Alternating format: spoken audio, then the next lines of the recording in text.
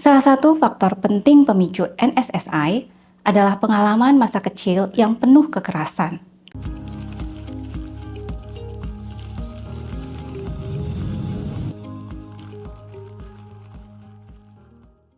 Perilaku menyakiti tanpa niat bunuh diri atau non-suicidal self-injury yang disingkat NSSI merupakan fenomena psikologis yang memperlihatkan paradoks dalam diri manusia.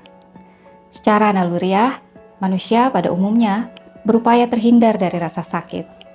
Namun demikian, sebagian individu, termasuk dari kalangan mahasiswa, melakukan tindakan menyakiti diri sebagai cara untuk mengatasi tekanan emosional yang dirasa tak tertahankan.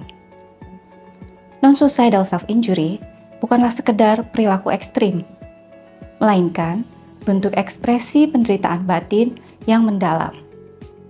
Berbagai kajian menunjukkan bahwa tindakan ini dapat muncul dari hasil interaksi antara pengalaman hidup, kualitas hubungan sosial, serta kemampuan individu dalam mengelola emosi dan juga pikiran.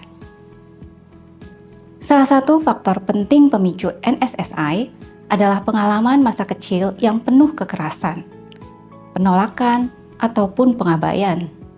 Pengalaman traumatis seperti ini dapat meninggalkan luka psikologis yang bertahan lama dan mempengaruhi cara seseorang merespon tekanan emosional di masa dewasa. Rendahnya keberfungsian keluarga dan minimnya dukungan interpersonal turut memperbesar resiko munculnya perilaku NSSI ini. Dua mekanisme psikologis utama yang menjembatani hubungan tersebut adalah reaktivitas emosi dan juga ruminasi kritik diri. Reaktivitas emosi menggambarkan kecenderungan individu untuk bereaksi secara berlebihan terhadap masalah, terhadap stimulus emosional. Sedangkan ruminasi kritik diri menunjukkan kebiasaan menyalahkan diri sendiri secara terus-menerus.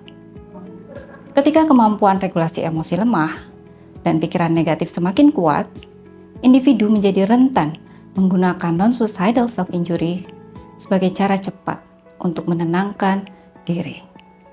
Meskipun demikian, dampaknya pasti hanya bersifat sementara.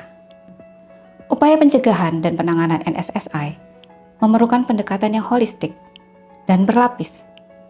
Intervensi terhadap pengalaman traumatis masa kecil menjadi sangat krusial. Melalui pendekatan penanganan trauma yang menekankan pada keamanan emosional, empati, dan pemulihan relasi interpersonal, diharapkan perilaku ini dapat tertangani. Di tingkat pencegahan, penting dilakukan edukasi terkait keterampilan mengelola reaksi emosi di lingkungan kampus. Pelatihan kesadaran diri juga perlu dilakukan, serta penguatan kemampuan mengelola stres sejak dini. Selain itu, program konseling berbasis regulasi emosi dan dukungan sebaya yang non-stigmatis perlu diperluas untuk membantu mahasiswa memproses luka psikologisnya secara sehat. Pendekatan komprehensif yang memadukan intervensi psikologis, sosial, dan edukatif dapat memungkinkan individu menemukan cara yang lebih konstruktif untuk menghadapi tekanan hidupnya.